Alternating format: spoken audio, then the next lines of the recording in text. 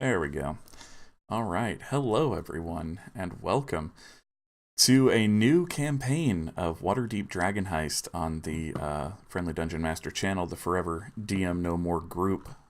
We are excited to bring this new endeavor to you guys. It'll be here every week on Tuesdays from 7 to 9 p.m. Eastern Standard Time.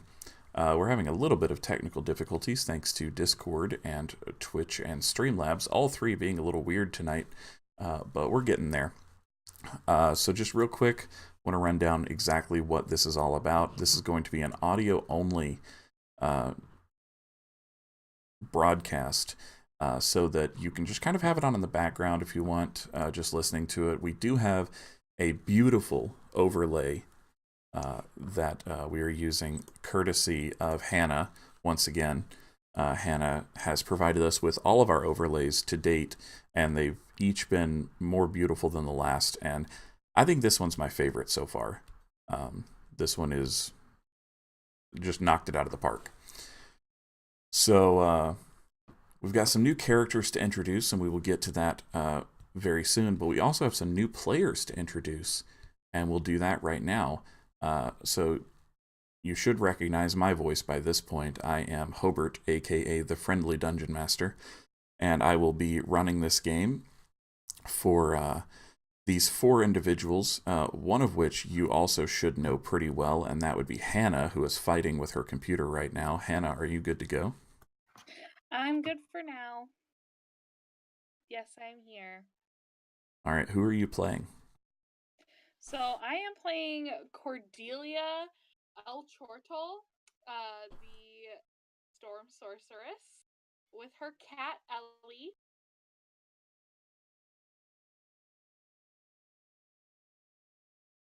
All right.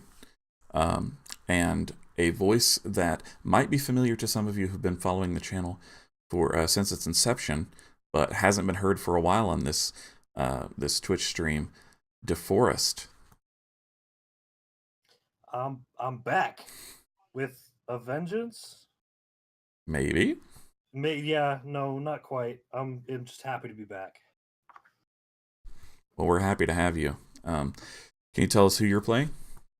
Absolutely. So I'm playing Claiborne Jotunmal, an Eluskan human bard who is aspiring towards the College of Valor.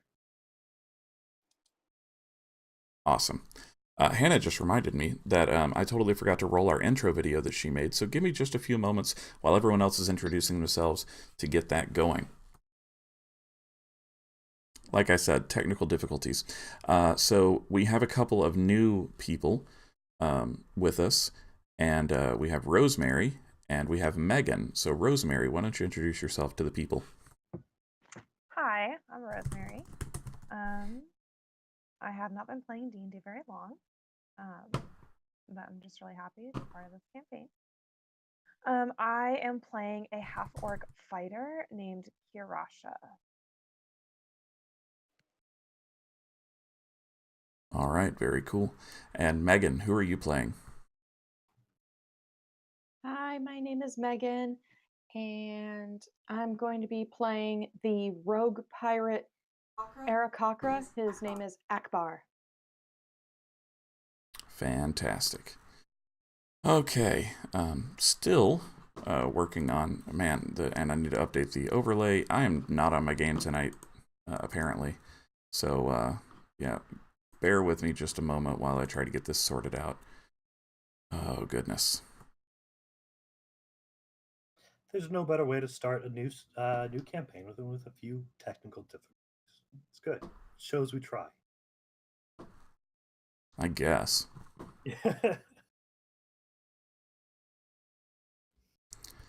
And of course, to access the video, I have to sign out of Google. I fixed it. What what did you fix? It. She's not green anymore. Nice. Not permanently green anymore. Okay. While we're waiting once again for me to get my shit together, Do some announcements. yeah, that would be fantastic. Thank you. All right. Hello, everyone. My name's Hannah. This is the stream where I get to show you all my friends and how many of them I have and how great they are. Tonight on our announcements, I'm here to remind you to make sure to check out our schedule. That's hopefully down below in the description. It is. Yes, it is. Great. Awesome. So, first off, Happy New Year. Secondly, new year, new stream, new me.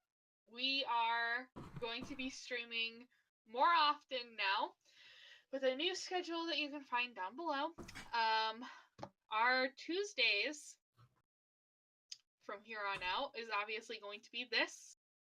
Further notice. We haven't determined yet if we're going to play all the way through Mad Mage, but we will see. So definitely support the characters and we'll see how far they get. Wednesdays is our new Knights of the Tabletop day. So if you're a fan of the fireside chat type of thingamajig, then please come check us out on Wednesdays in this exact same time slot. Thursdays starting soon. The start date, I believe, is still up in the air. We're going to be having Teach Me That Tabletop returning to the channel as a full series. Yeah. If you've been around, you know that we did the first episode of Teach Me That Tabletop very last minute. So we liked it enough that we were like, yeah, let's make that a thing. So if you liked that newspaper style overlay that I had made, it's going to be showing up again, possibly. So show up, support on Thursdays. Time slot, I think it was agreed on. Yeah, it was 3 p.m. Yeah. Central. Yeah. 3 Central, 4 Eastern. So yeah. Whatever time zone JJ's in, yeah. Yeah. He's 6 hours ahead of us now. Yeah. So that's about 10 o'clock for him. Mm-hmm. So if you're in Germany, it's 10 p.m. Let me see. That's Thursdays, Fridays, nope. Saturdays, nope. Sundays, a main game. We're going to start our new adventure with a new big party this Sunday. You gotta show up, gotta check it out. Chris and I are playing characters that used to be in a relationship, but it's super spicy. But I won't spoil it too much. Just hope that I get a nat 20 on some insight rolls. Because my character hates her ex. So check us out. Show up this Sunday. That's when the first episode is. And then Mondays, Make Believe Menagerie. Make Believe Menagerie will be back this coming Monday. So I believe that is the 7th. So we will be back. So yeah, I think that's the schedule. Indeed. Okay, and I think that I have this finally ready to go. I'm just updating the D&D Beyond overlay right now, and still getting used to push-to-talk, so save configuration. I apologize for my ineptitude, and we're gonna get this going. Thank you, Hannah, for taking care of the announcements, and we have a fantastic intro video that was also made by Hannah that is going to play here very shortly, as soon as I can get my push-to-talk button is Alt. I'm so smart. Because I have to click on a bunch of things. So obviously clicking while holding Alt is a really good idea, guys. Of course. Oh wow, it's like I've never done this before. All right, we're gonna do this. I'm so excited. All right, here we go.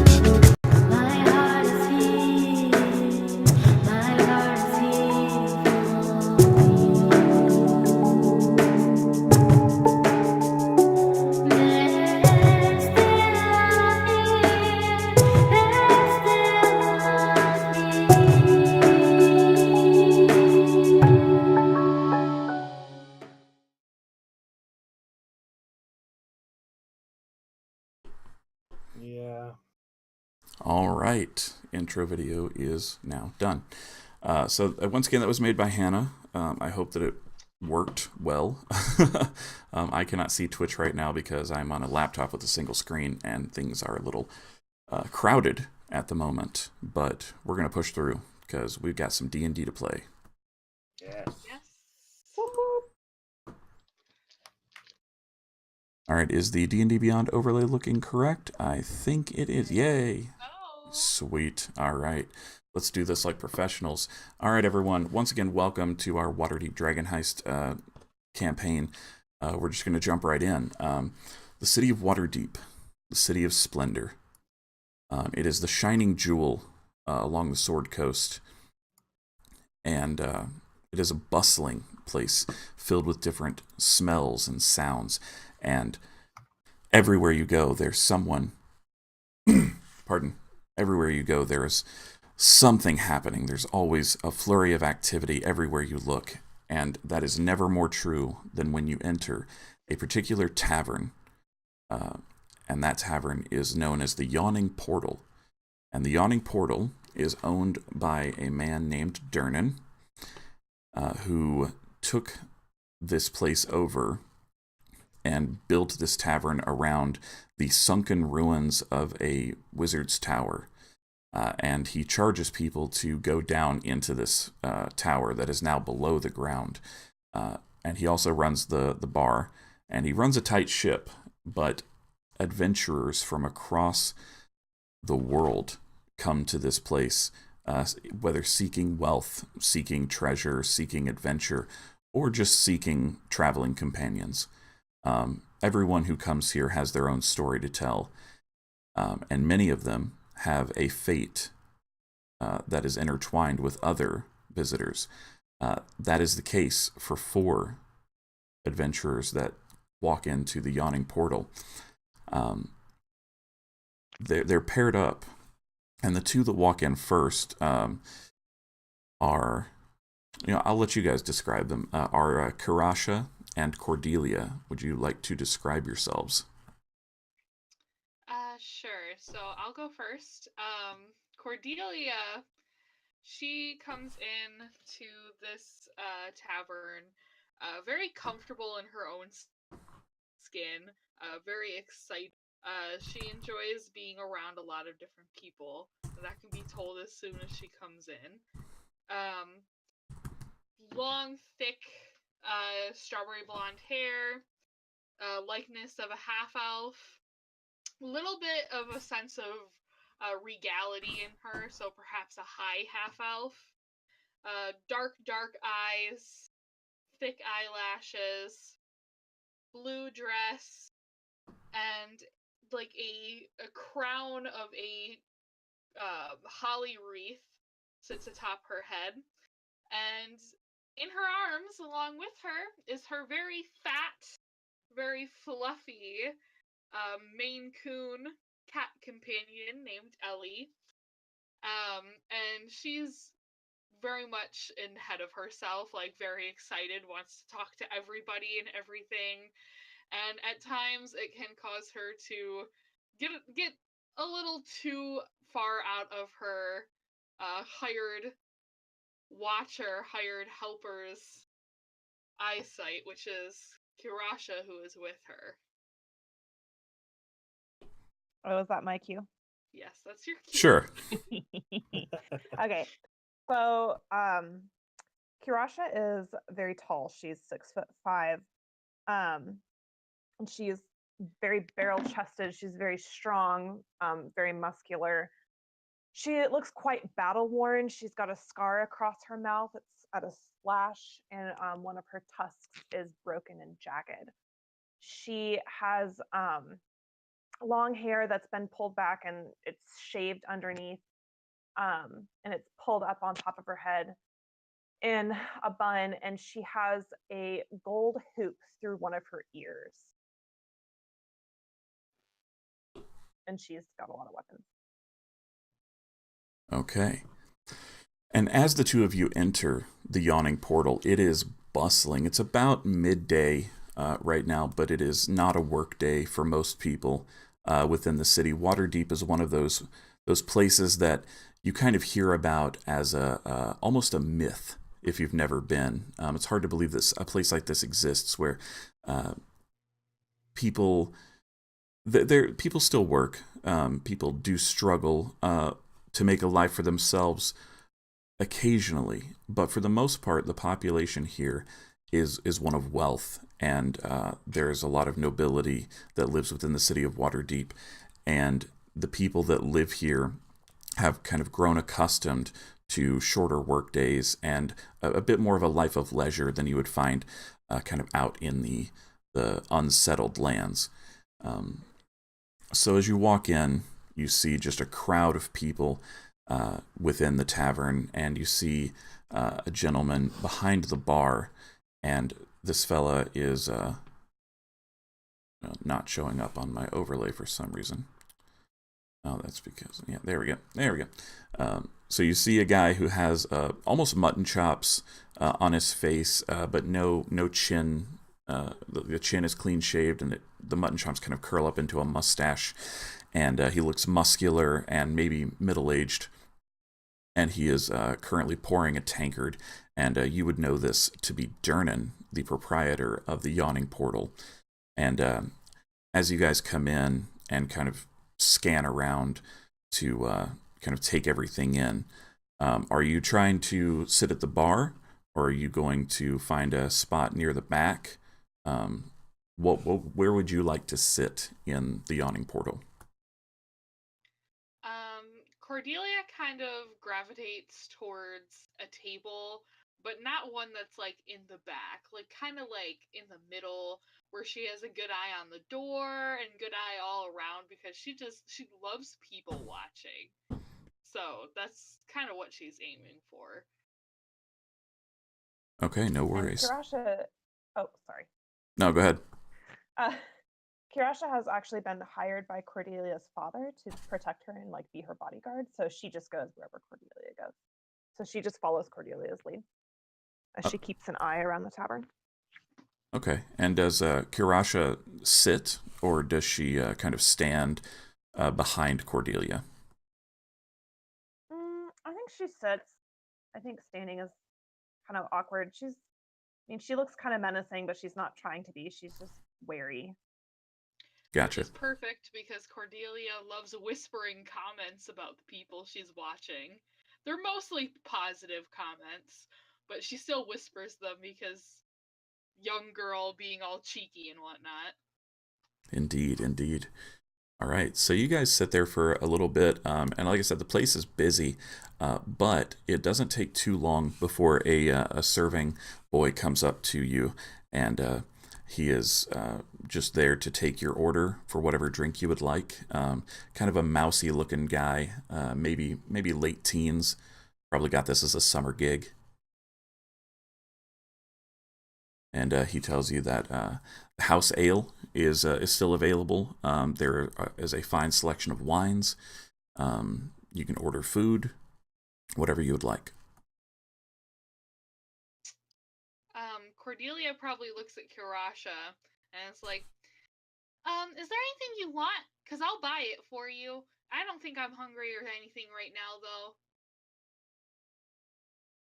No, Kirasha says no. I'm not hungry, and I'm not thirsty. Okay, we're not going to order anything right now. I'll wave you over if we change our minds. He kind of eyes the two of you a little bit. Not really sure what to do with people who aren't here to eat or drink.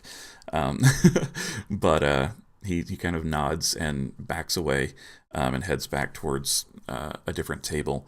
And it's around this time that you see the door open yet again, and two new individuals come in. One of them is rather striking. It's an individual that you haven't seen a lot of them around of their particular species, but they look almost like a bird. Actually, they look a lot like a bird. Megan, would you like to describe yourself? Yes, Akbar stands about 4'2" at the most. Arakocras are pretty small, and he's average size. He has orange feathers that blend into brown, and then white tips at the end. He looks pretty beaten up. He just came to shore after his pirate ship was attacked by other pirates, and he shouldn't be alive.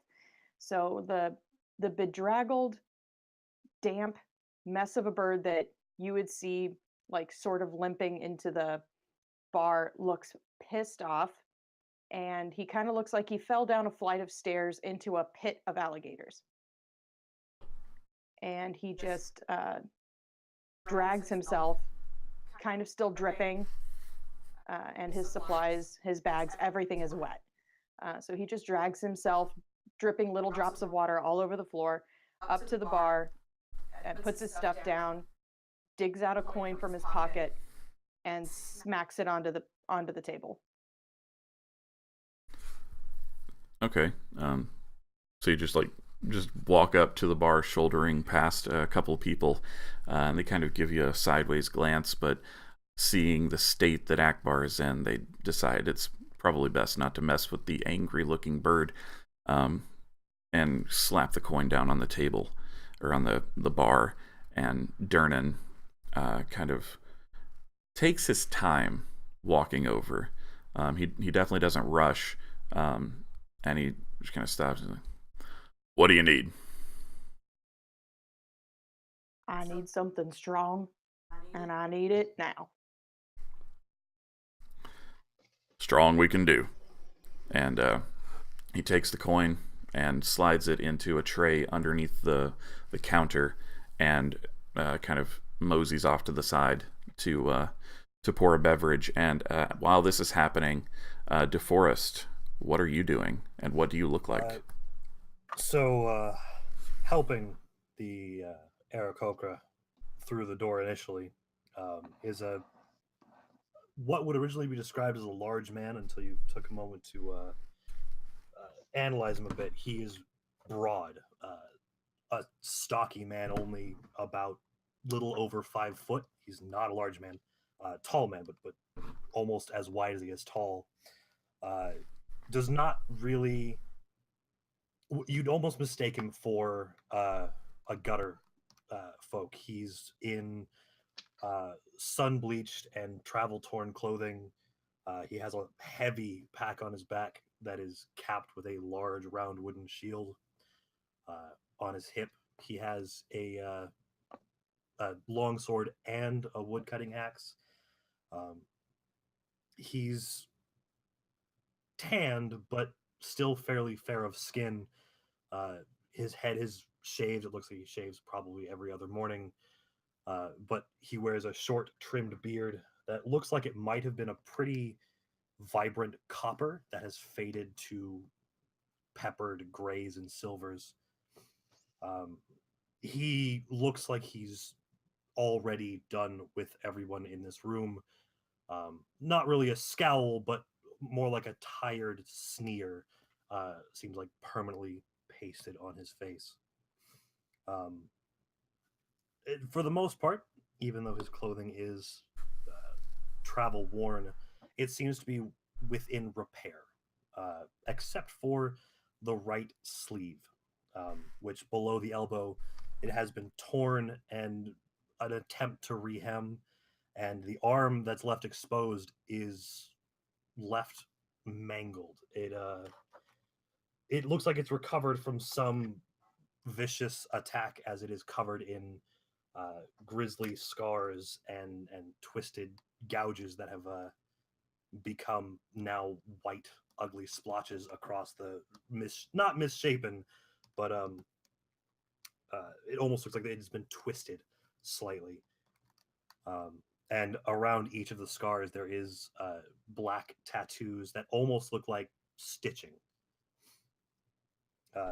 The only thing he carries in his hand currently is a leather-bound book that has numerous page markers, anywhere from scraps of cloth to beaded strings to feathers.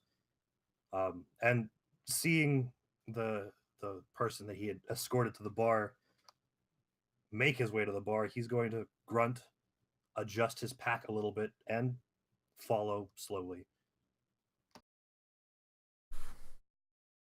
Okay, so you also make your way to the bar, and kind of seeing you coming, people move out of the way a little bit. So Cordelia and Karasha, you see these two characters enter and sit at the bar, and they both, neither of them look happy.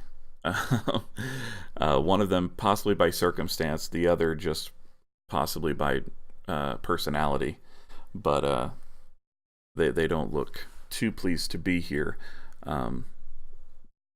But the day wears on, and you continue to people watch for a bit,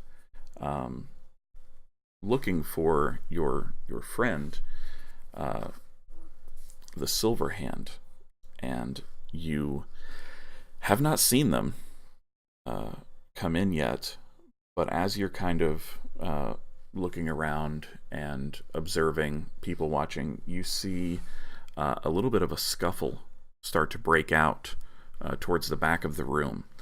You see what looks to be about 6 individuals, all kind of jostling amongst themselves, and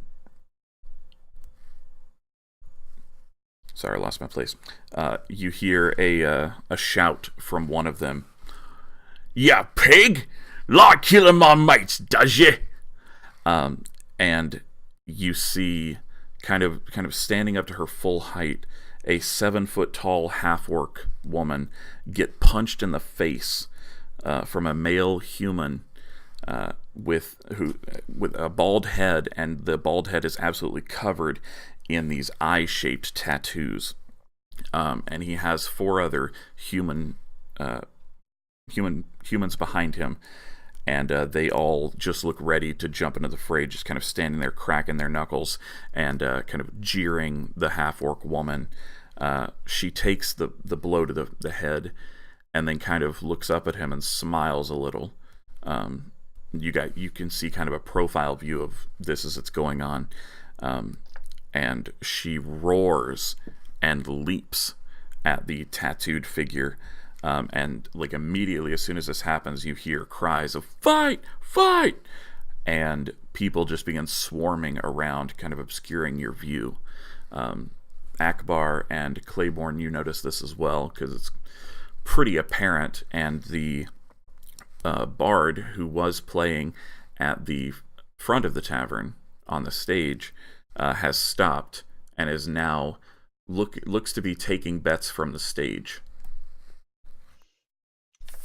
So Cordelia immediately is like, "Karasha, do you know her? Do you think we should help?" No. No? No. I'm not getting involved unless you want to get involved. Oh, well, And you can just see the look on Cordelia's face where, like, you can tell she's having this very intense internal debate. But can't seem to make up her mind, so she starts looking around at other people that are hanging back to see if anyone else is getting involved. Okay. Claiborne, Akbar? The barkeep is still by us, right? Yeah, Durnan has just handed both of you your drinks, and he is keeping an eye on the situation, but doesn't look like he's getting involved just yet.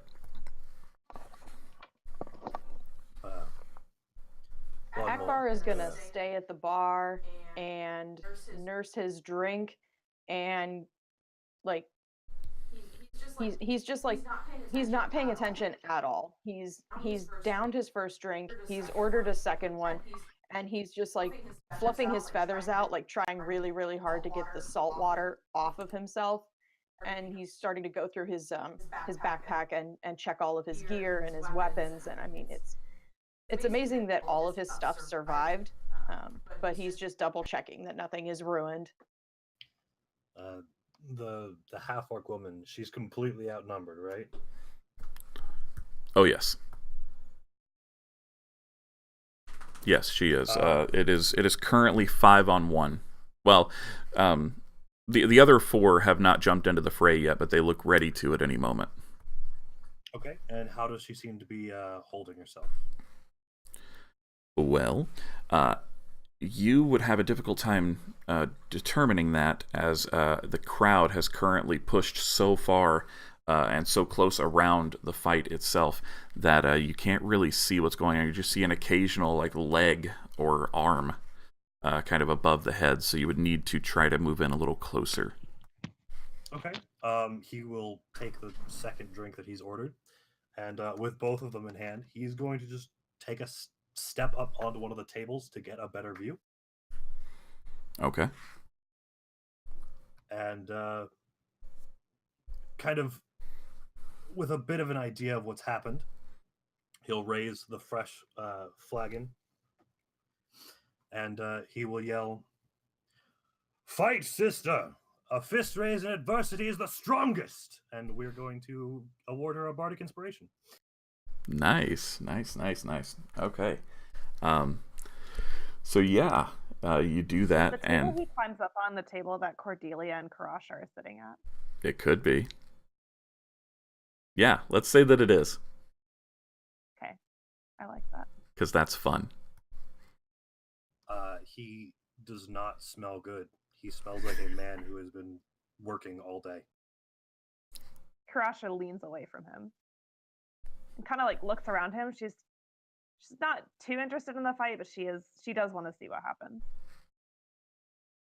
Okay, I'll have Karasha please make a perception check, because you are fairly tall, so being able to see, you would probably have the best vantage point.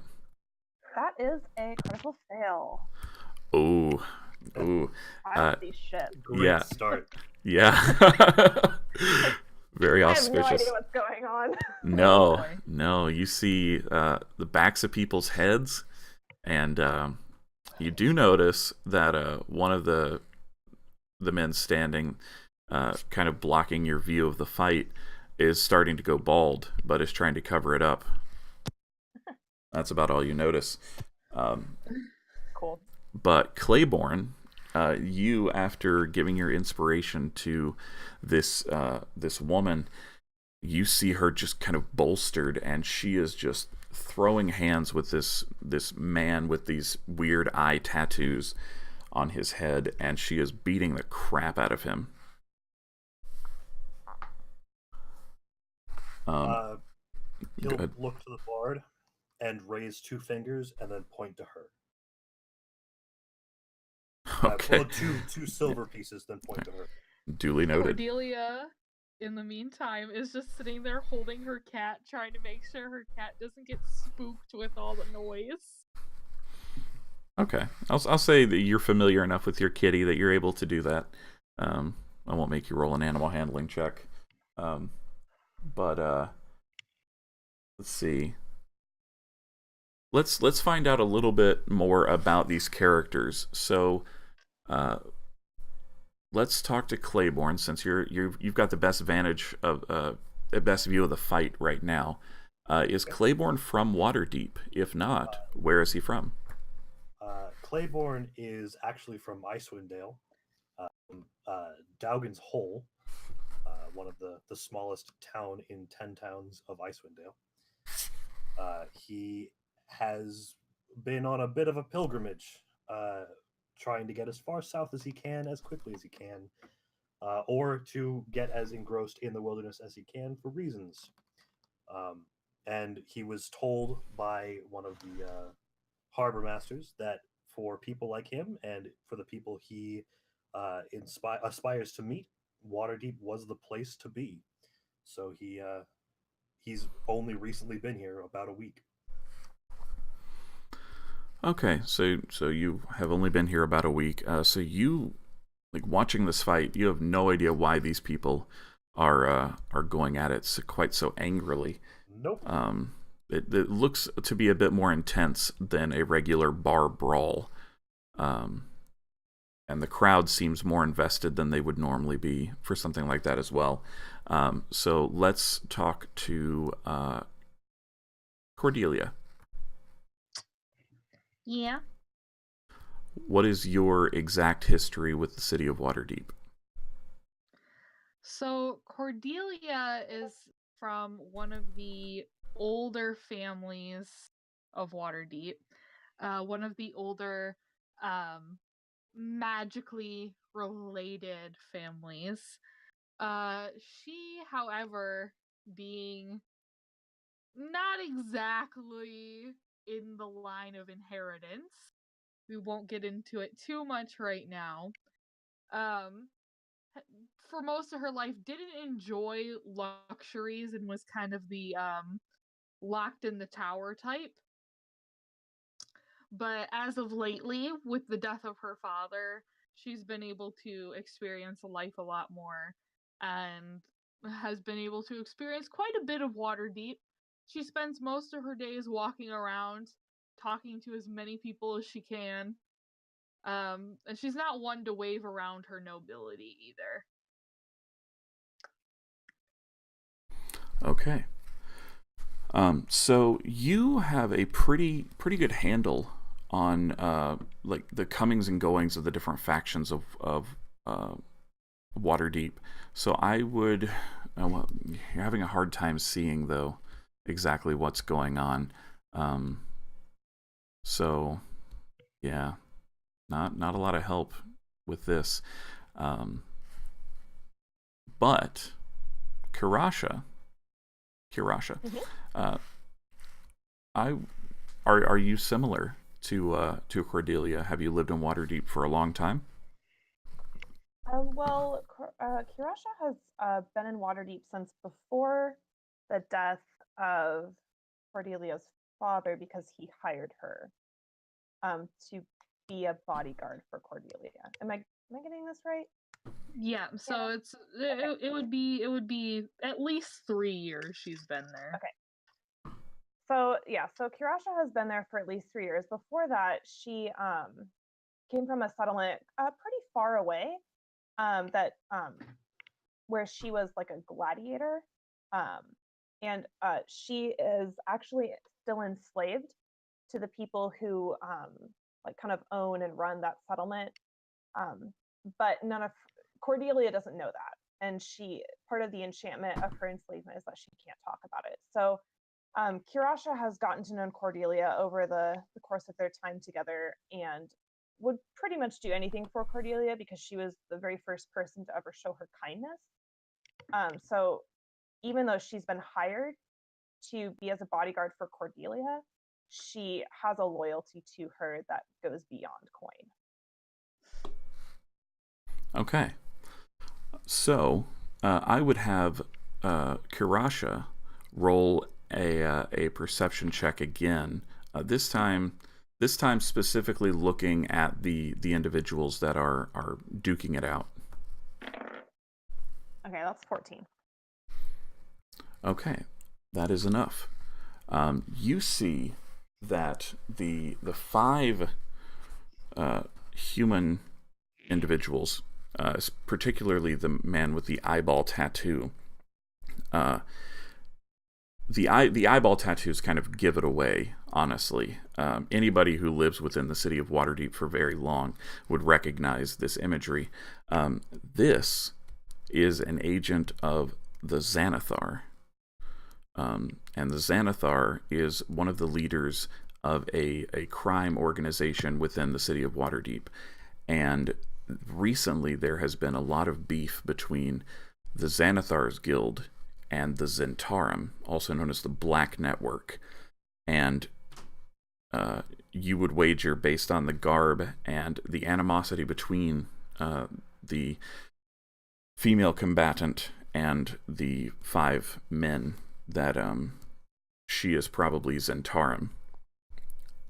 Neither are particularly savory individuals or organizations, but they don't usually come to blows in the middle of a tavern.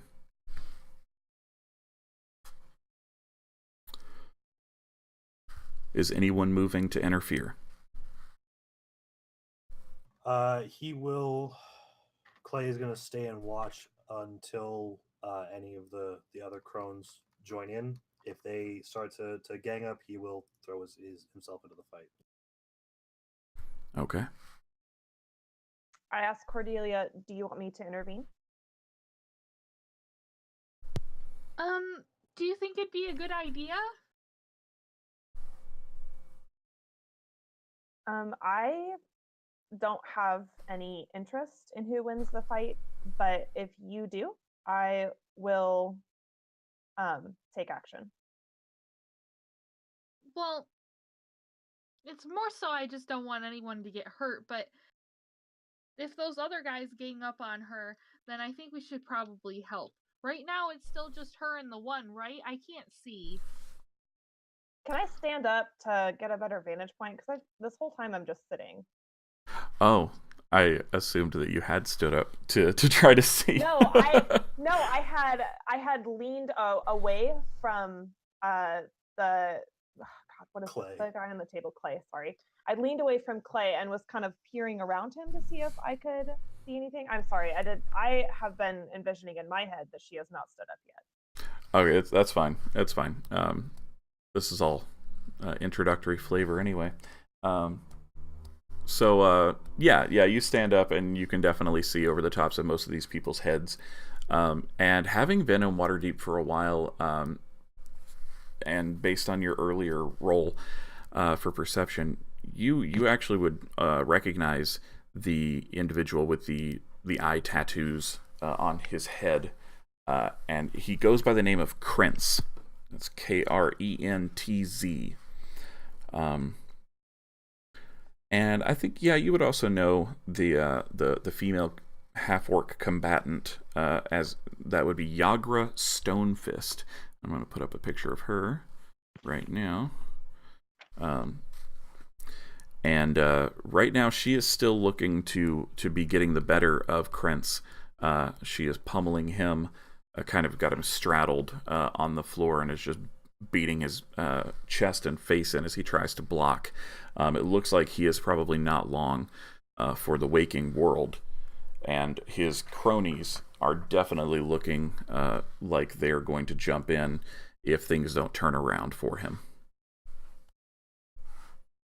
Okay, I report all that to Cordelia because I'm assuming she can't see what's going on. And yeah, Cordelia's tiny as fuck. Yeah.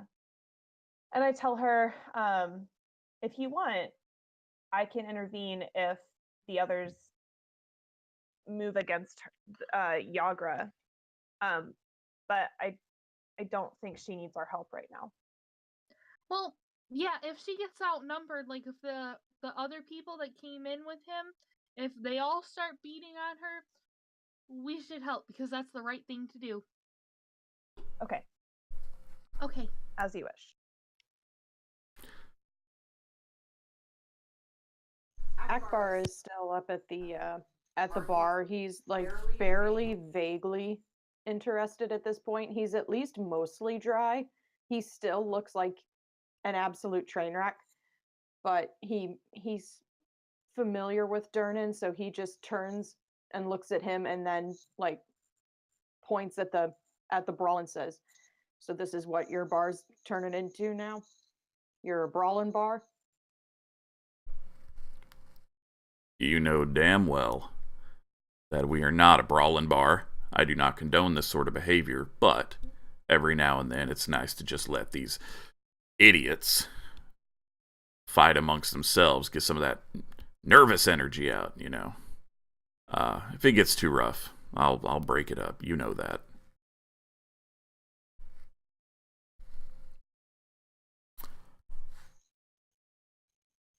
So he'll pick up his third drink. He's gone ahead and paid for a third. He's had the shittiest day ever.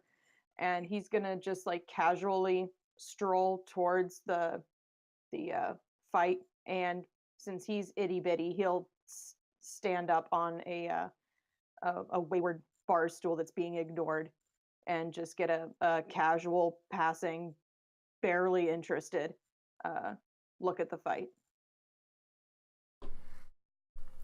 Okay, as you do this, Yagra, the half-orc woman, just belts Krentz in the temple and knocks him out cold.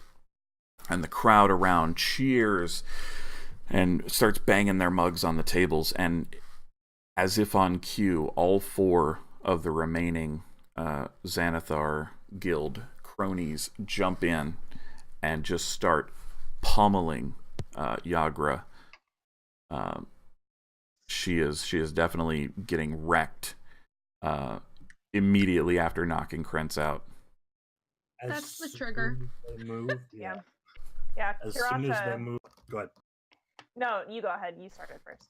As soon as they move, he's going to hop down, turn, and hand the mugs to the people at the table. It's just us. Hold these. I want them back. And he will unsling the shield and shove his way into the fight. Kirasha hands the mugs that Clay just handed her to Cordelia, and she makes her way through the crowd to give assistance to Yagra. Cordelia, now holding 2 mugs and a cat, just kind of like looks around and quickly puts the mugs on the table and gets up and puts her cat in her seat and gives the cat a pat and is like, "Okay, Ellie, stay here. I gotta help." And then goes to try to help as well. Okay, I would ask the people who are going to help, I would ask you all to either make athletics or acrobatics checks to try to get through this crowd, because the throng is thick. Oh boy. Can I instead try a persuasion to basically pull a Fennec?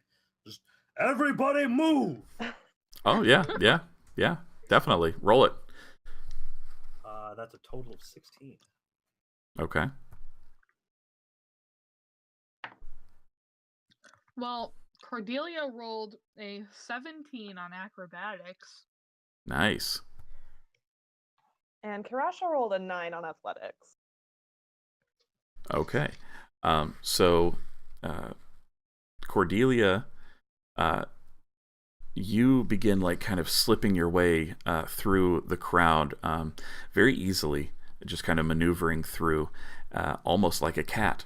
And as you're doing this, you just hear this booming voice call out for everyone to move, and the crowd just kind of in almost stunned kind of parts like the Red Sea, which allows Kirasha and Claiborne to kind of stride forward. So Claiborne assists Kirasha with getting through, and the 3 of you can now make your way clear to the fight.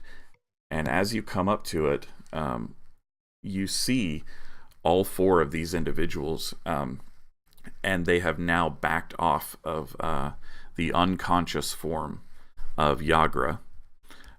She is already knocked out. Seems like the fight that she was in took quite a bit out of her to begin with.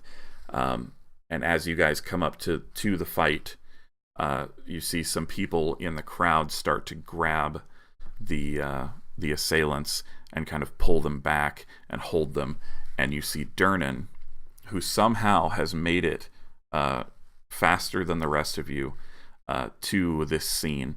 And he leans over Yagra, leans over Krentz, and he points to Krentz and then at the 4 individuals being restrained, and then points to the door and just growls, "Out!"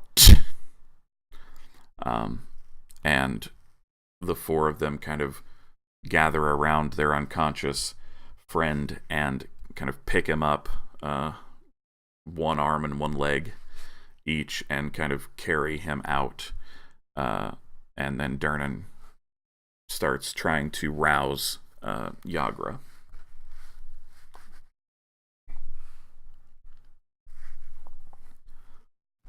As the assailants pass by, Clay will spit at their feet and just kind of glower at them. And under his breath, he'll just mutter, "Tempest, take your hands." All right. They don't seem to hear you. That's fine. It's mostly for him. So Cordelia immediately is like, "Oh my gosh, is there anything I can do to help? Do we need to go get a medic?" You're saying this to Durnan? Yeah. Yeah, he kind of looks back at you and kind of gives a quick upwards head nod of acknowledgement. He's like, it's all right. I got it. I've seen a lot worse. And he will actually, from like a side pouch, pull out a little vial and pour it into Yagra's mouth. And you would recognize it as a minor healing potion. And he kind of slaps her face a little bit just to help kind of wake her up. And she comes to, and she just looks groggy and dazed, and like she kind of doesn't know where she's at. But she thanks Durnan, and he helps her to her feet. And it is around that time that you hear shouts from the. So you guys are kind of in the not quite the center of the tavern, but almost in the center, and at the back of the tavern is the Yawning Portal, for which the tavern gets its name. It's basically just a big well in the back of this tavern, and people are lowered down into it and pulled back out of it on a winch with a bucket. And around that, you hear people screaming, and you see people running away from the well. And you hear the word troll.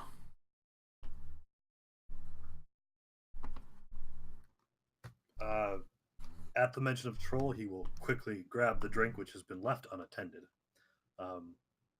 And he will take his, hand the one he bought for Yagra to her. Ogma sing your praises. We may be needed.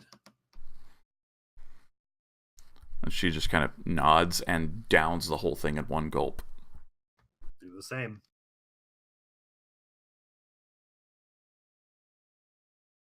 Can we see the troll, or people are just saying there's a troll? If you look back towards where people are running away from, you definitely do see a large green-skinned creature kind of pulling itself out of the well. And it has kind of like black stringy hair that's matted to its skull. The skin is a sickly greenish color, and its ears are kind of gnarled and pointed, and its eyes are a bright yellow, and it probably stands roughly 12 to 15 feet tall once it actually finishes exiting the well. And Durnan sees this and also just shouts, "Troll!" and begins running for the bar. Kirasha immediately steps in between Cordelia and the troll and says to Cordelia, "We need to go now." Well, can't we help? Clay is going to draw the sword from his hip. Okay. And as he holds the sword in one hand and the shield in the other, you can see he looks kind of unsteady with the shield. But he's actually going to step up next to Kirasha. Okay. Akbar finishes. Yeah, Kirasha's going to draw her weapon. Oh, sorry. No, you're fine. You're fine. Akbar finishes his drink, puts it down on the bar, pulls out his two daggers from his satchel, and starts walking decidedly in the direction of the troll. Oh, shit. So Cordelia, she's gonna scurry over to where her cat is and get her sorceress focus, her staff, and is going to move back to where the group is. And from where the group is the troll within 60 feet? From where you all are currently? Yeah. Within 60 feet? Yeah, sure. We'll say it is. Alright, she's going to cast Toll the Dead. Nice. I will also say that as you all look at this troll, you can see that it looks wounded. And as it kind of finishes crawling up and standing up to its full height. You see the source of its wounds. It has these disgusting looking creatures flying around it. They're almost like mosquitoes, but they're too large to be insects. They're slightly larger than bats, and they have a long, I believe it's called a proboscis, that kind of sinks into the flesh of the troll, and you can see like a greenish blood being pulled out of the troll from it, and a couple of these creatures look swollen and actually make their way back down into the well. So originally you see 9 of these flying creatures kind of come out and circle the troll. A couple of them, like seeing all the people, immediately dart back down, leaving 3 of these flying creatures. If anyone wants to make a nature check, you can find out what they are, or we can continue on. I'll try rolling one, but I don't have nature. So. Yeah, no, you're good. I rolled a 17. 17. So Akbar, you would know that these creatures are known as sturges. Stirge.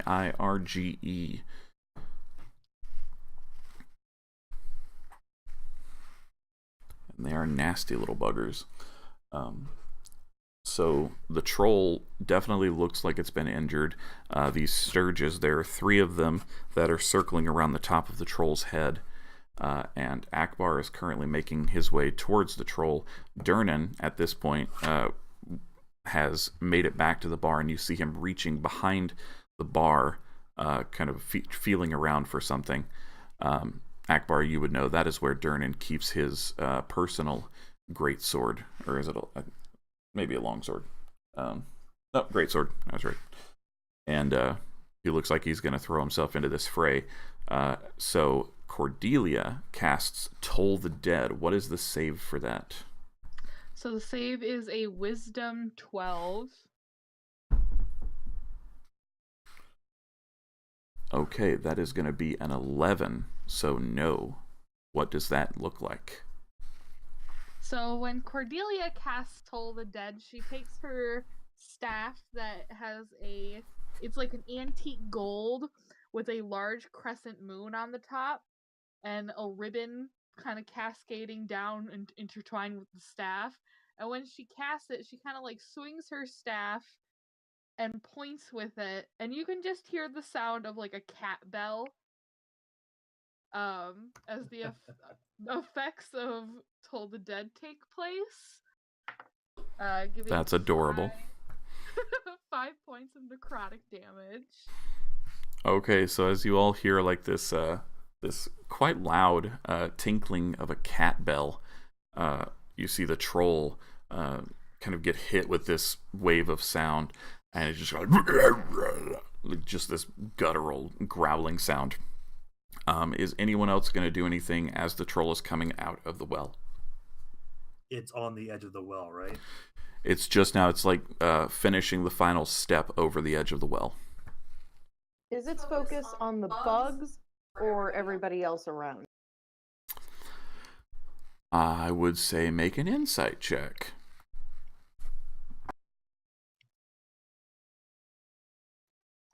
I got a 4. You can't really tell. It's hard to read a troll. He's definitely like swatting a little at the sturges flying around, but is also kind of leering at the crowd. And trolls are notorious for loving the taste of flesh. So Clay is going to take a deep breath and mutter to himself a prayer to Tempest.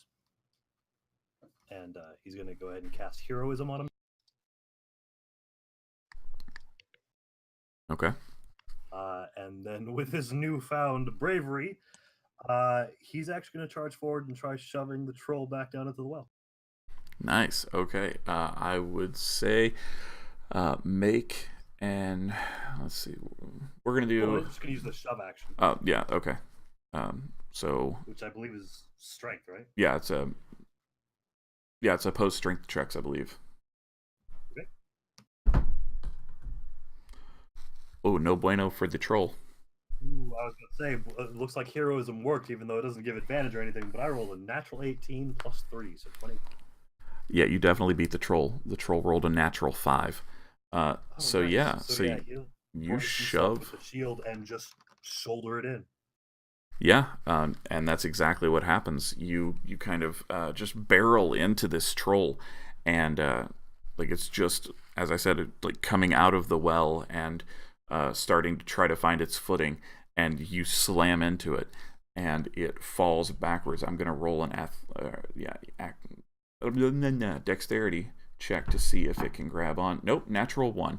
It falls and falls and falls and falls. And then you just hear it kind of, and then splat from the bottom of the well. The troll, it seems, is taken care of. Oh my goodness. Sturges are still there. Yeah, The Sturges are still flying around. Akbar is gonna run up and take a swing at one of the Sturges with his dagger, and I also have a sneak attack, which is going to give me an extra 1d6 worth of damage if I hit it, because I'm going to be using a finesse weapon.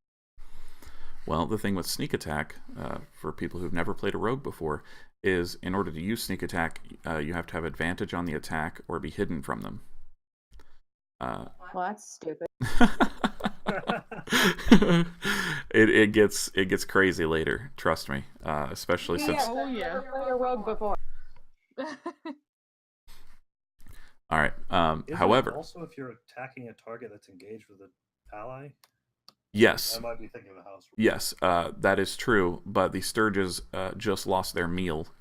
They're not currently engaged with anyone yet.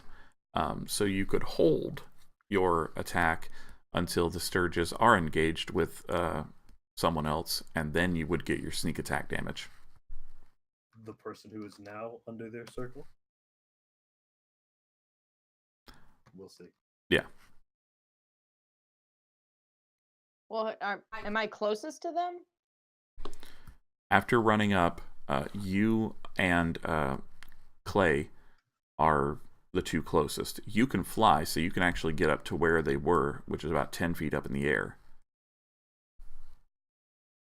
Okay, so scrap that.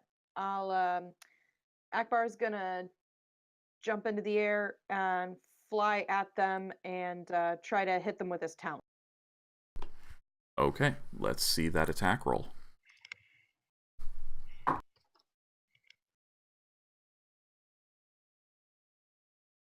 Akbar must be more hurt than I realized. He rolled a daggum nat 1.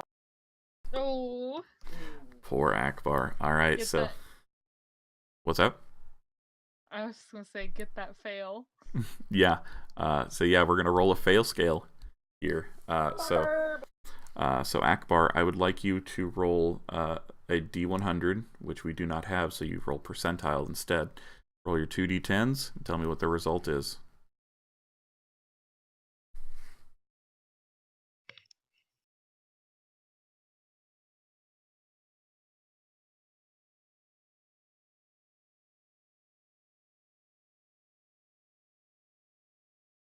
That's a 91.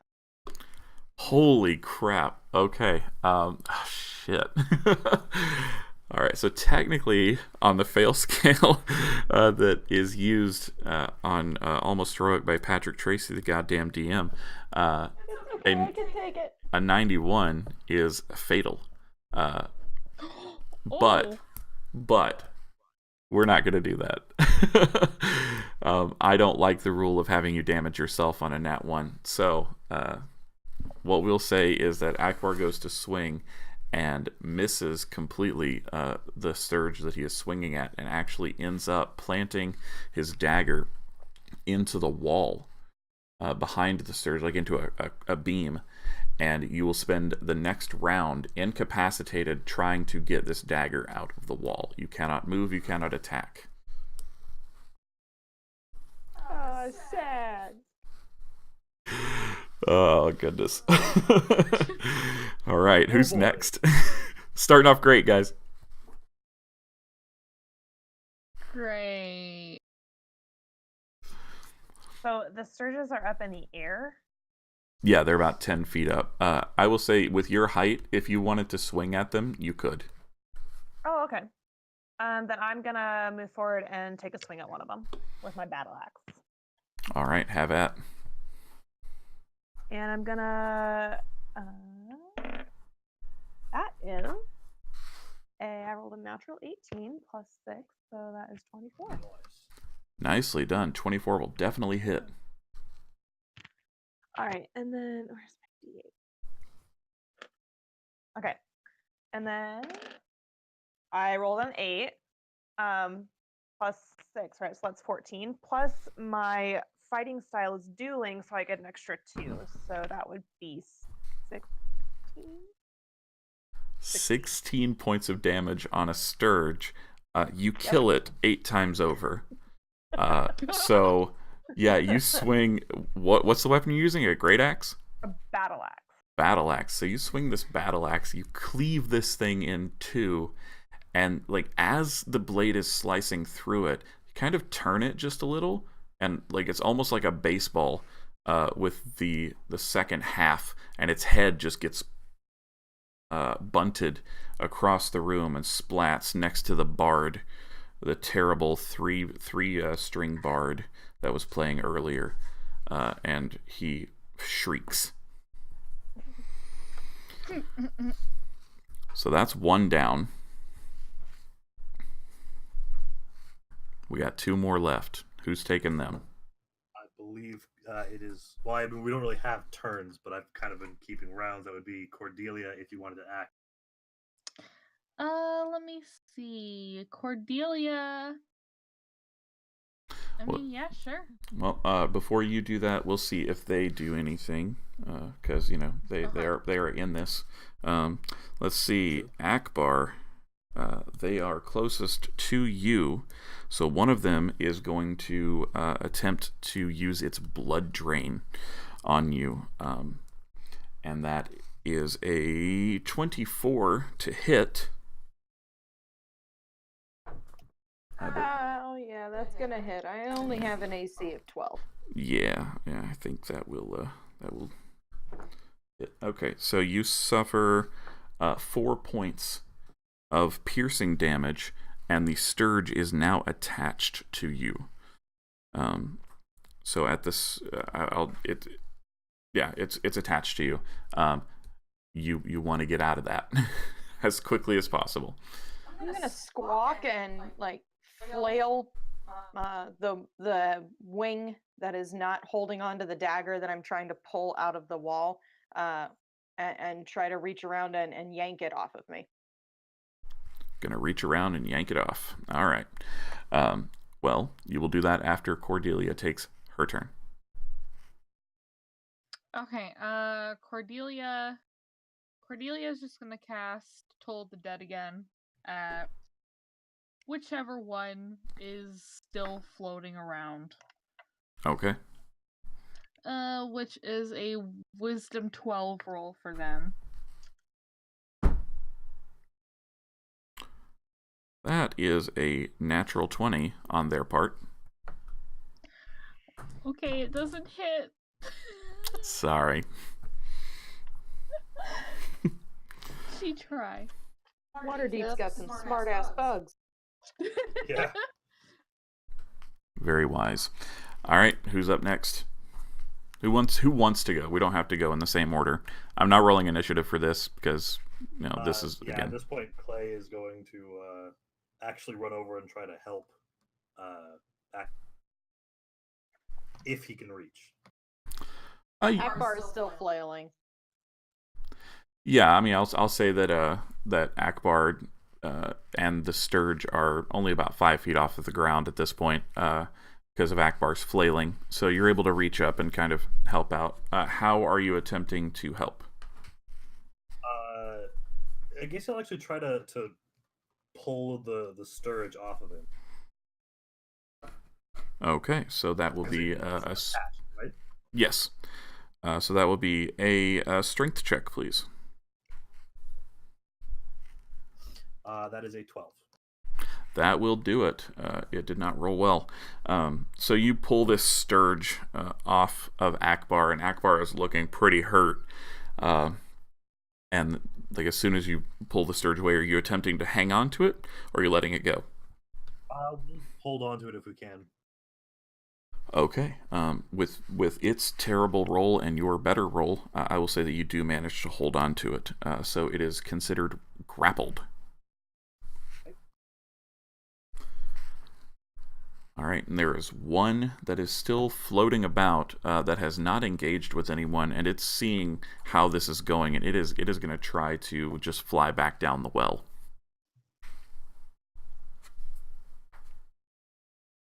Anyone going to try to stop it? I'm not gonna stop it. Yeah. If it's going, then Clay will actually just kind of toss the one he has towards the well. He might actually just walk over and kind of like chuck it down. It'll probably right itself, but okay, yeah, we'll say that you're able to do that, and both of them kind of flutter down the well out of sight, and you are left with a wounded Akbar and just a general sense of confusion and like endorphins, or not endorphins, adrenaline kind of draining away from people as the situation calms down. Durnan offers to buy all of you who were helping out a round of whatever you would like, and you are free to go back to your table or to go back to the bar, whichever you would like to do. Cordelia is going to try to invite the other two that participated as well to come sit with them. Akbar is still pulling pitifully at the dagger in the wall, and he gets it out and puts it away in his bag, but he feels like shit, like 110%. He'll go over and join the table, but he can't decide if his wounds feel worse than his pride right now. What little there was to begin with.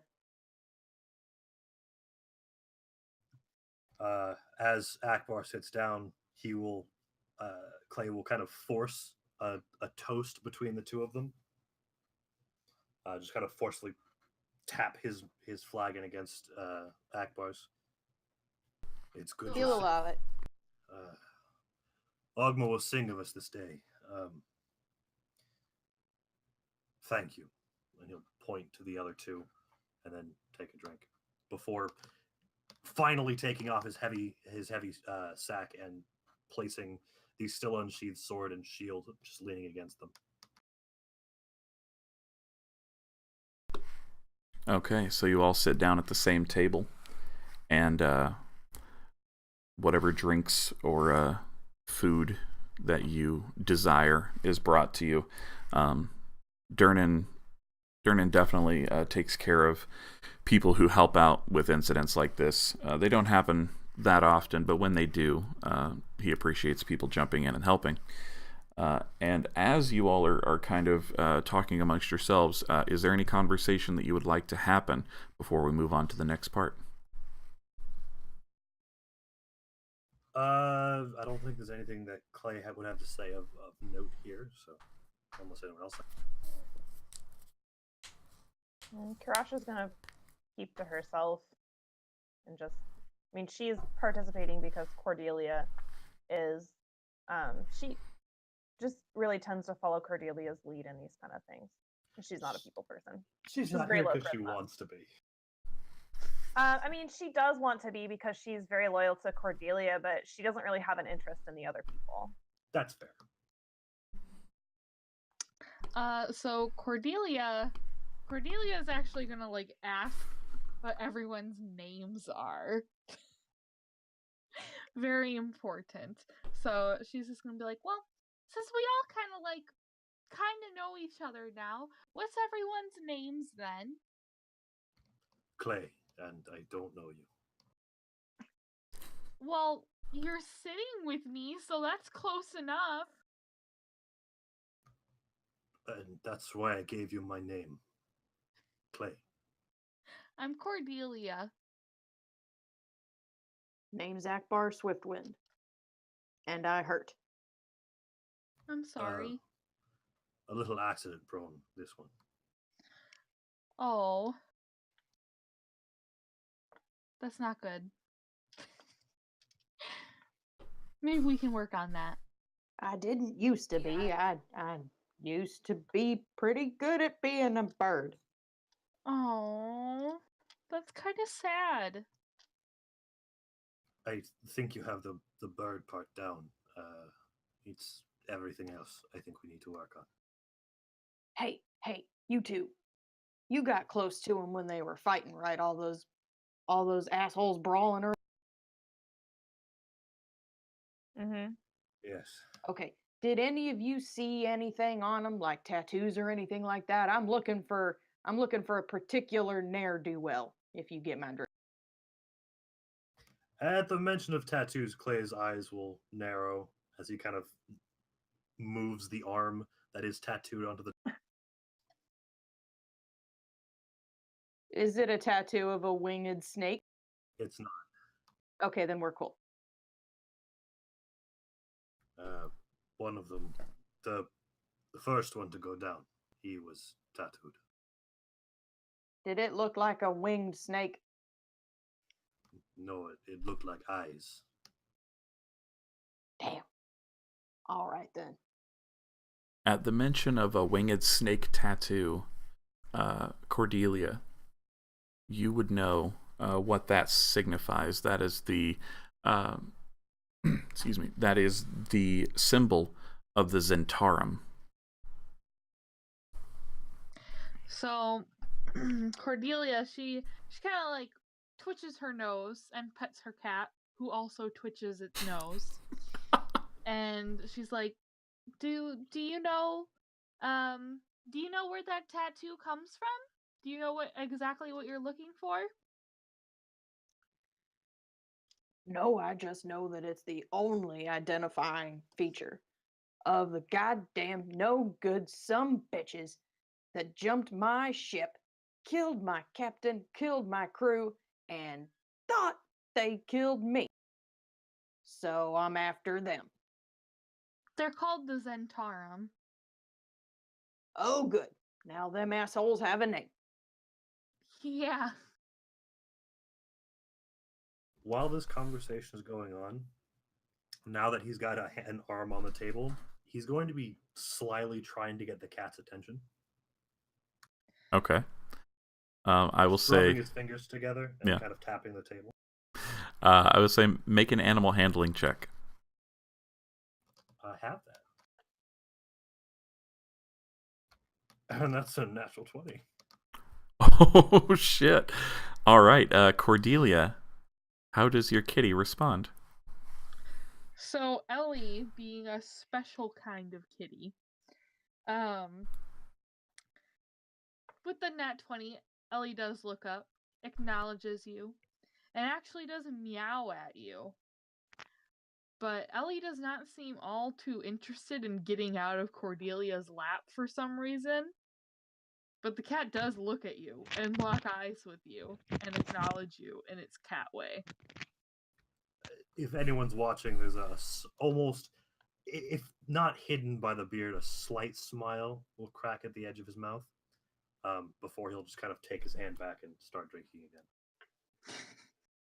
Nice. Then cat goes back to just resting with its head down on its paws, eyes closed. Okay.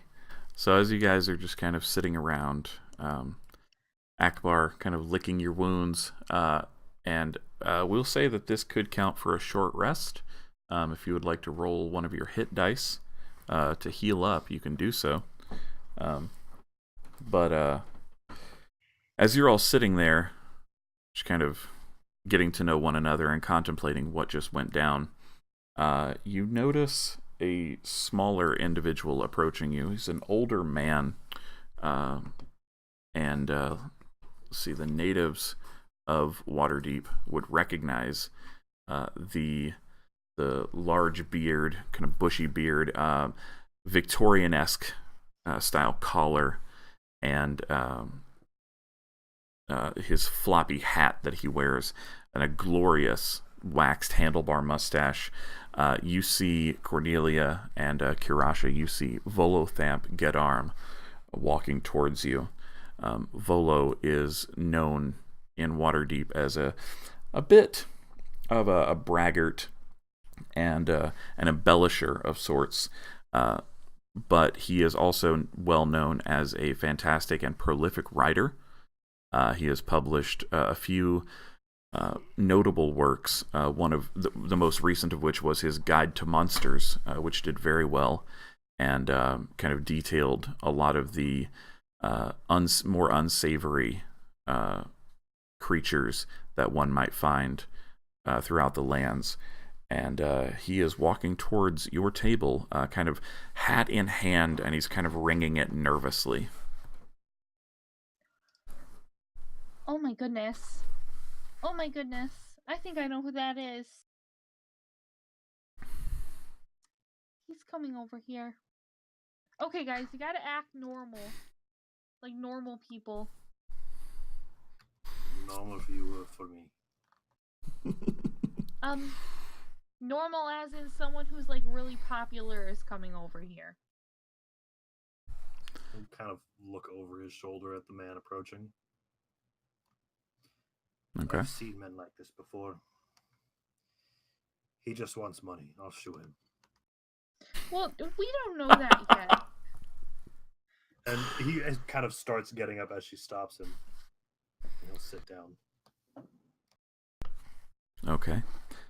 He comes forward, and he definitely, he doesn't come super close to the table.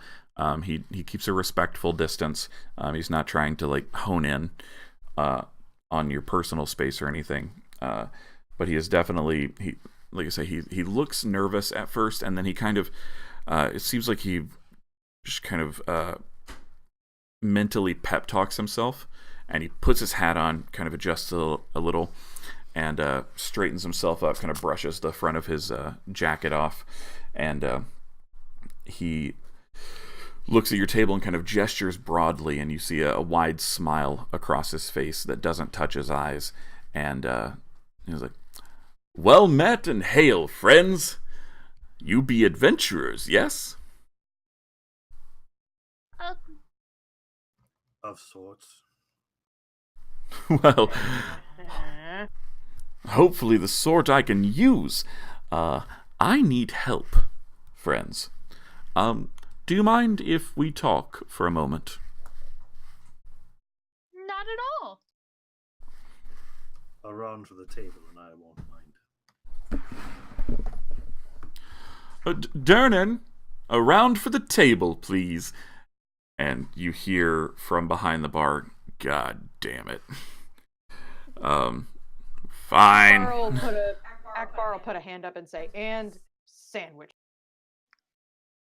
And sandwiches. Fine. Very well. Now that that's settled, I, as you probably know, am Volothamp Gedarm.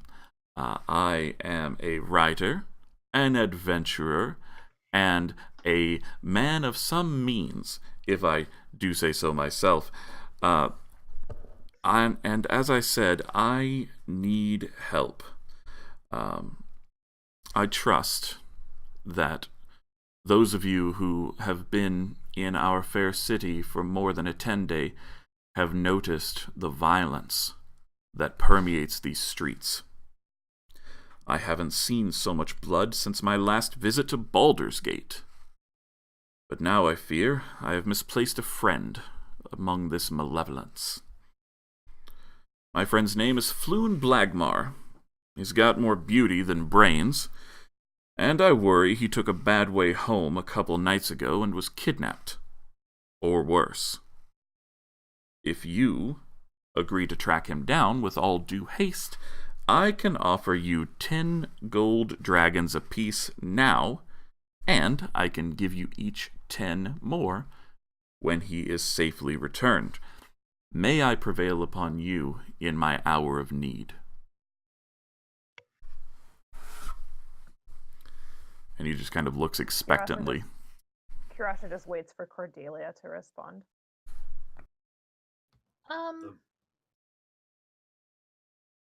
Cordelia just kind of like looks at the rest of the table. Akbar's gonna look him up and down and squint really suspiciously. He's got a mouthful of like sandwich at the moment, but he's just like chewing really slowly and squinting and looking at him really, really suspiciously. That's a lot of So he swallows his mouthful and he's like, all right, that was a pretty good story.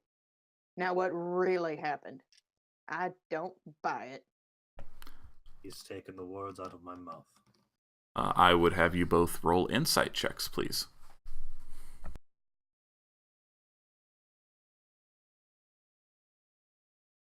Have that. Ooh, that's a 19 total.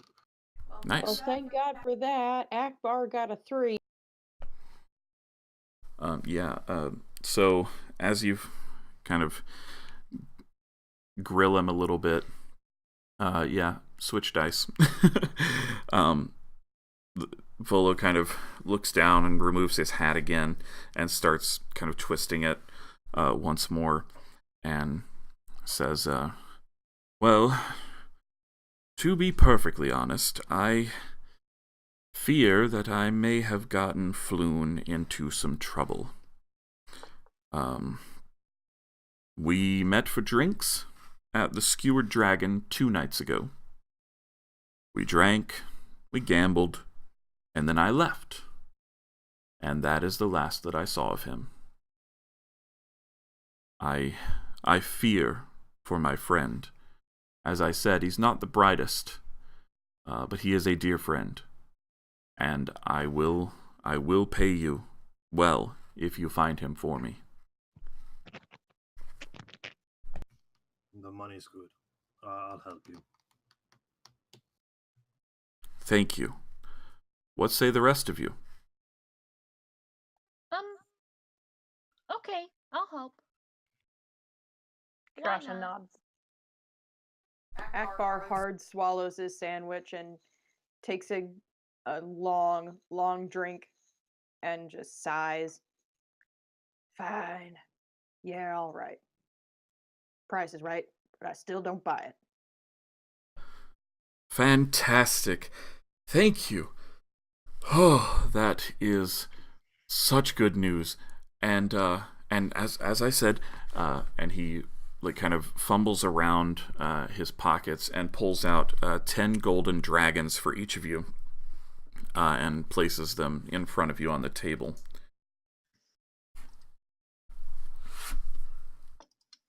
So, let's see, based on the insight roll from earlier, I must also confess that I have been a bit low on cash lately, but I am good for the money I promised. 5 gold. 5 golden dragons each upon Floon's return.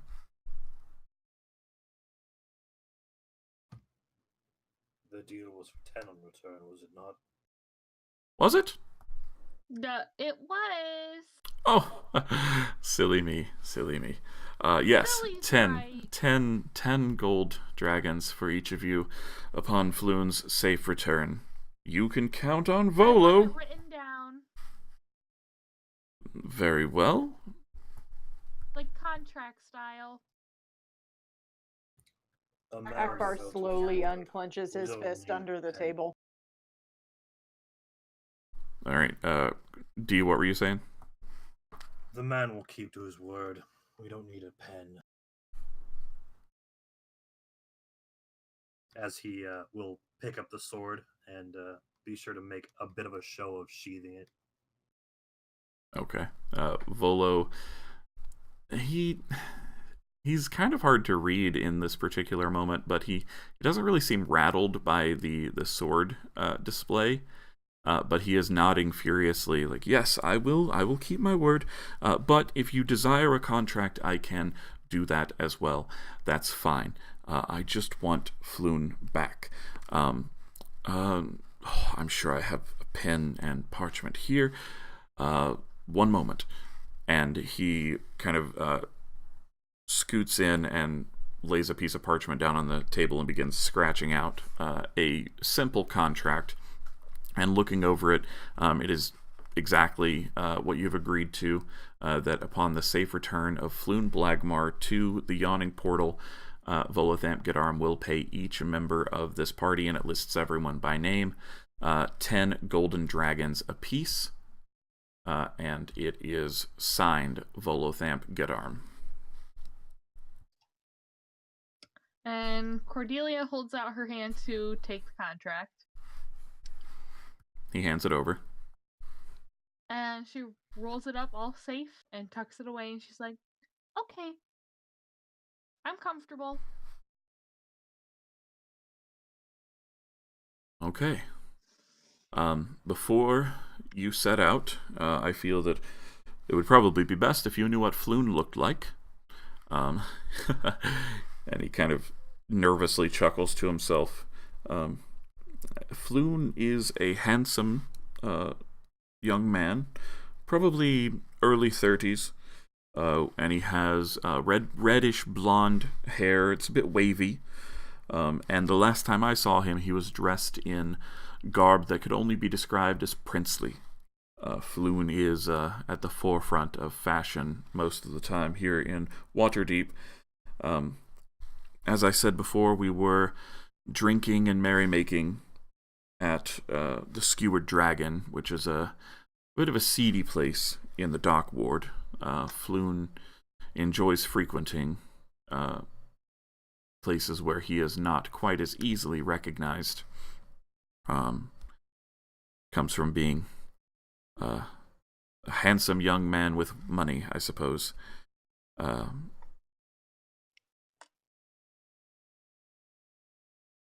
Do you require anything further before you set out? We know where he was, but we need to know where he was going if we're going to try to find him. Well, that's the devil of it. I don't know. As I said, I left, and then I left him there. That was the last I saw of him. Then I suppose that is where we will go. That seems sound. Clay will look to the rest of the party. I'm fine with that. Let us finish our drinks, and then we'll be off. Yes, by all means. I do ask that you make as much haste as possible. As I said, I don't know what's happened to him, and I fear for him.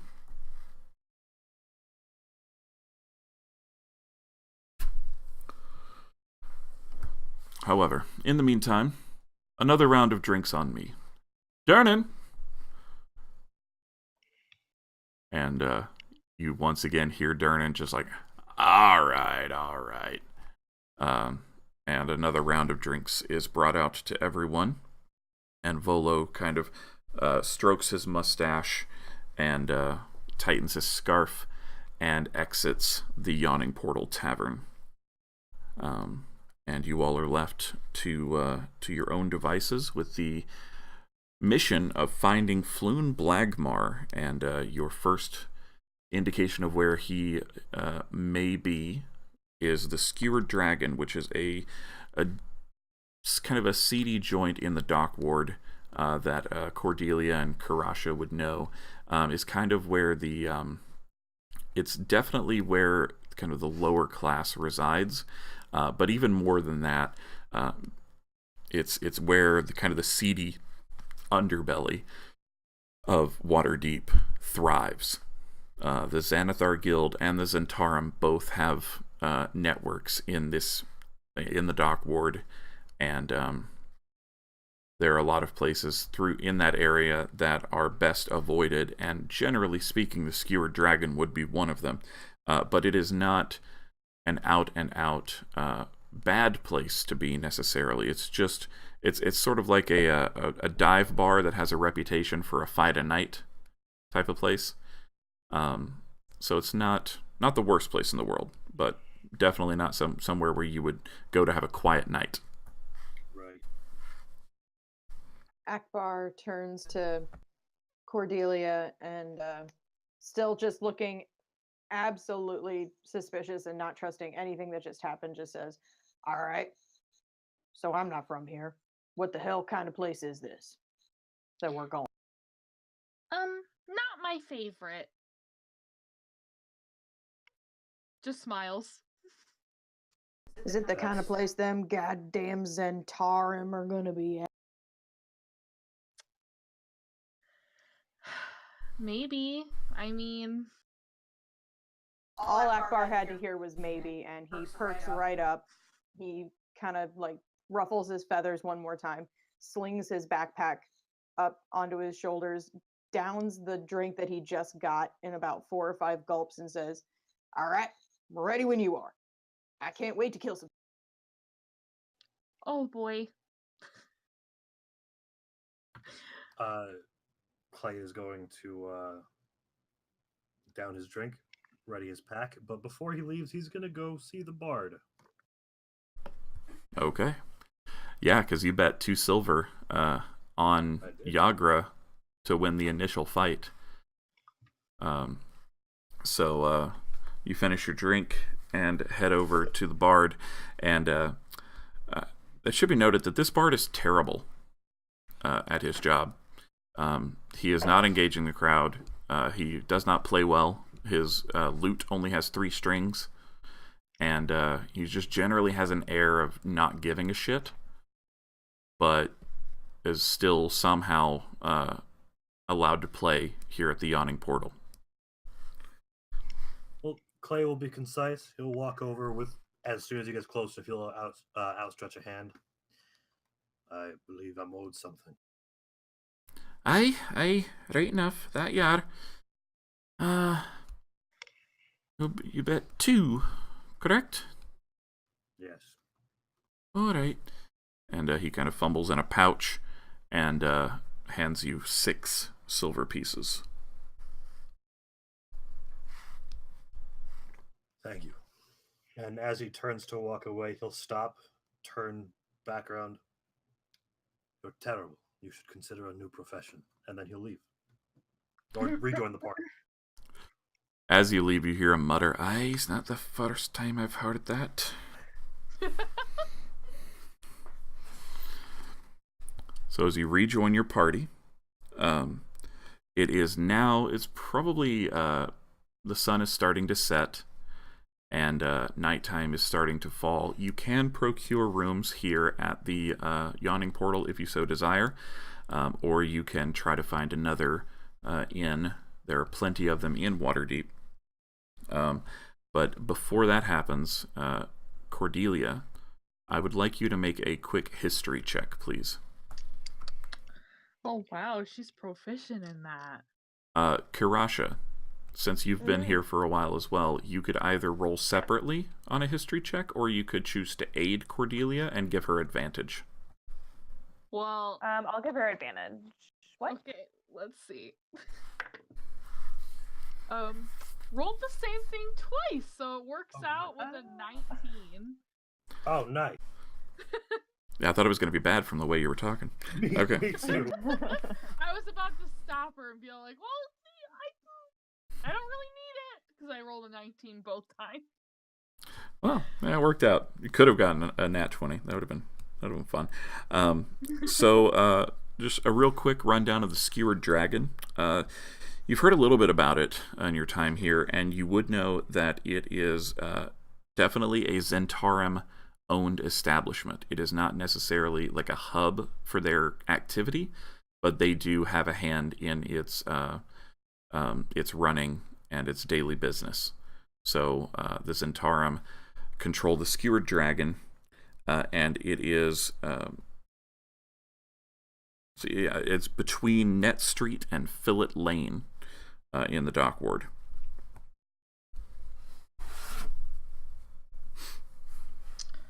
Really, Cordelia is fine with staying just about anywhere because her background feature, while they're in Waterdeep, lets her family cover both her and probably her hired help, no matter where she sleeps. Out of curiosity, is Cordelia considering Clay and Akbar part of her hired help?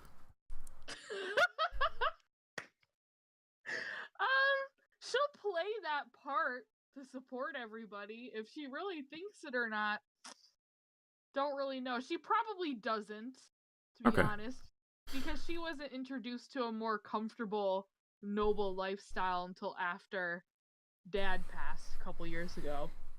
Gotcha. So, yeah.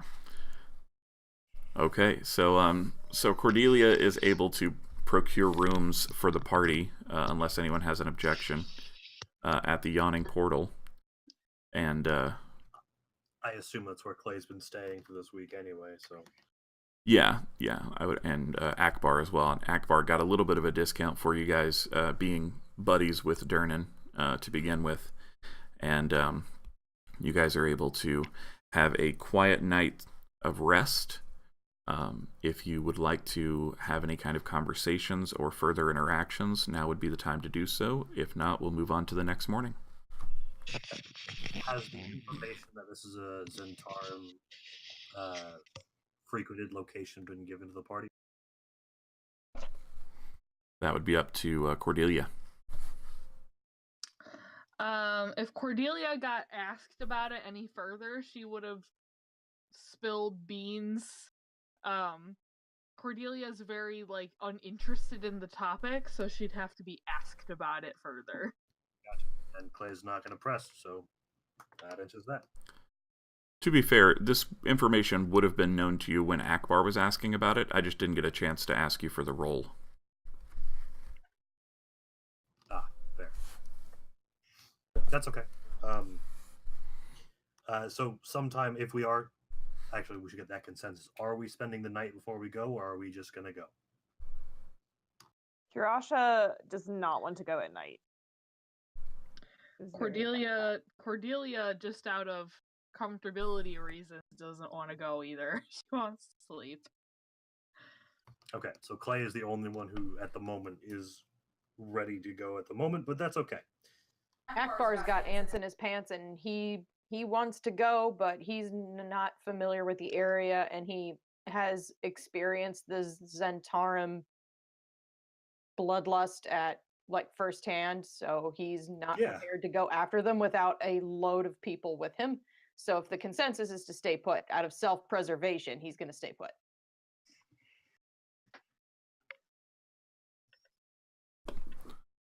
Okay. Then I think, yeah. So you all end up spending the night, and you would have to bunk two to a room, but that's kind of how you guys have been traveling so far anyway. So before the night ends, are there any conversations between the party? No, but if Akbar and Clay have been bunking together, there is something that Akbar would know, and that is when he is in a location he considers his own. So at this point, in this the rented room, most of the time he is in just breeches. He does not. He seems to favor not wearing much when he's not at risk of combat, if anything at all. Okay. Akbar's a bird, so other than his armor, he really doesn't wear clothes to begin with, and he's not bothered by it. And he offers up his full room to Clay anyway, because he's a bird and a pirate, and he prefers to sleep outside. So he's going to roost on the roof of the inn. Clay's okay with that. He'll keep an eye on his equipment for him if he wants. That'd be helpful. I appreciate it. It's not like me to steal, so it's safe here with me. Which would also mean, actually, that Akbar would be the only one who's seen the other tattoo he has, which is on his left pec. There is a fairly geometric kind of Mayan meets Viking style uh, tattoo of a wolf with its head turned upwards. I have a drawing of it. I'll post it in the chat, and we can have it for the stream eventually. But right now, it's just a rough sketch. So That sounds really cool. So Cordelia has her nightly rituals. She Oh, has no. to sit there and pet her cat 121 times. And then she has to take her hair out of the braid, and her hair goes past her waist. So she has to sit there and brush it 121 times. Wow. Very slowly, starting from the bottom and working up, so that way there's no tangles.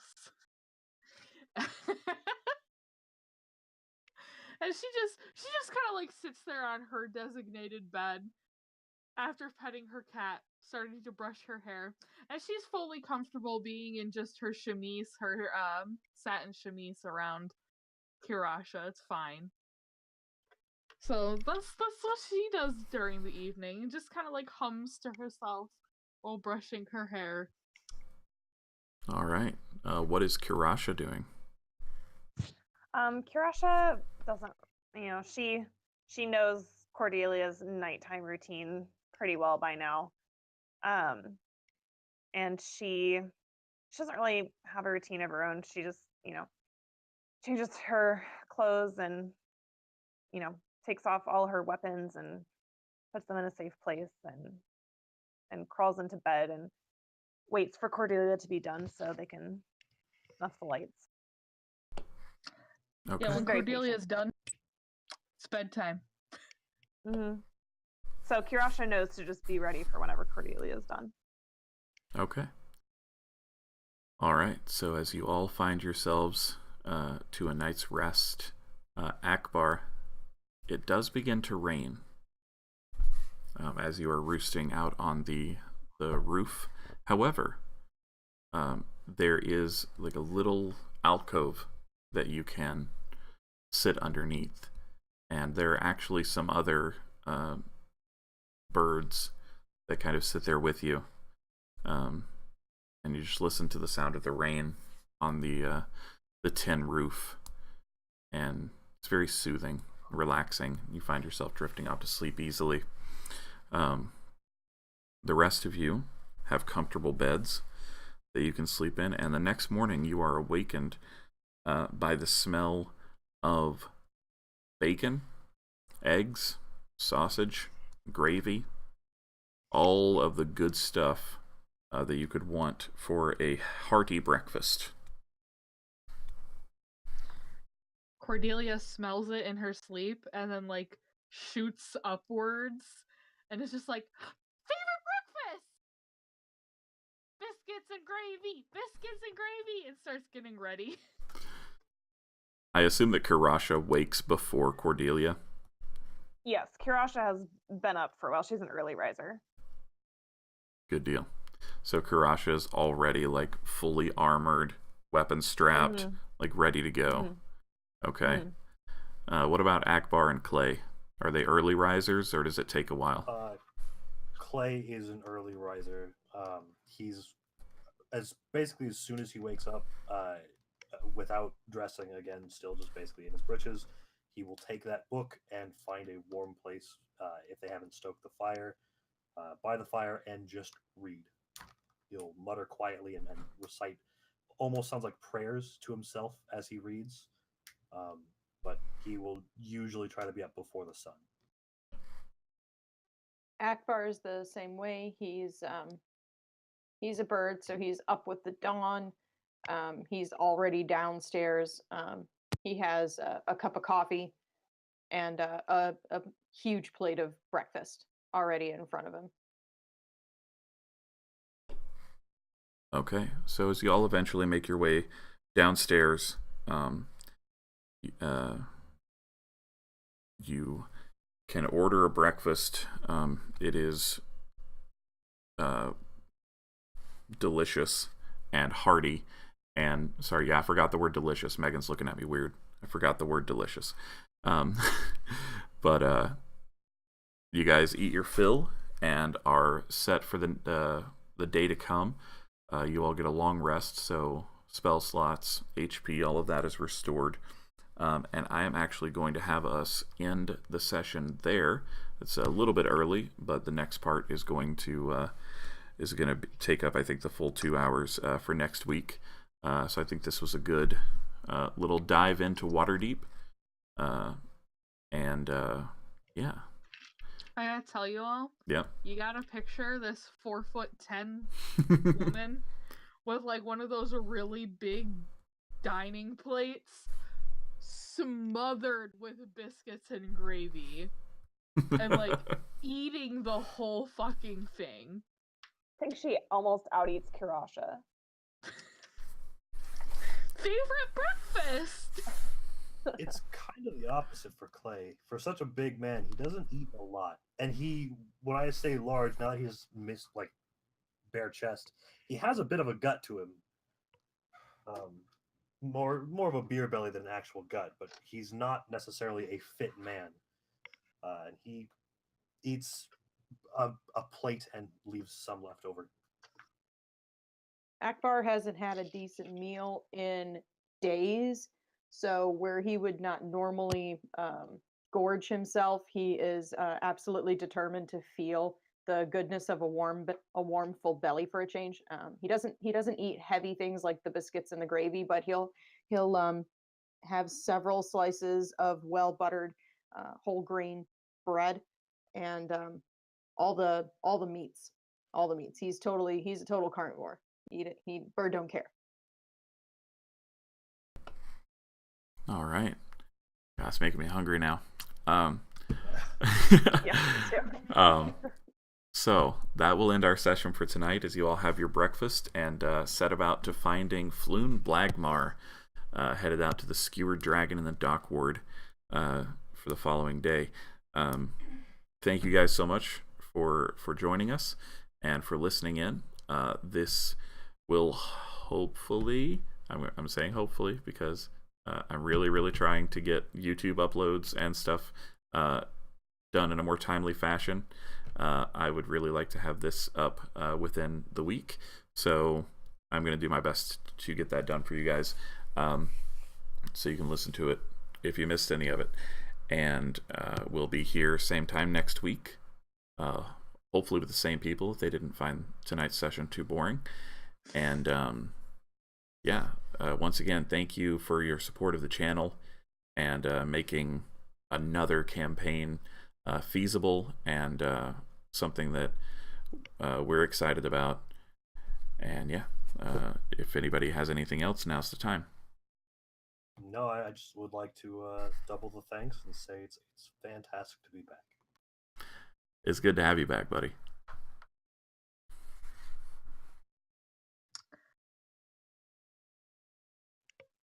All right.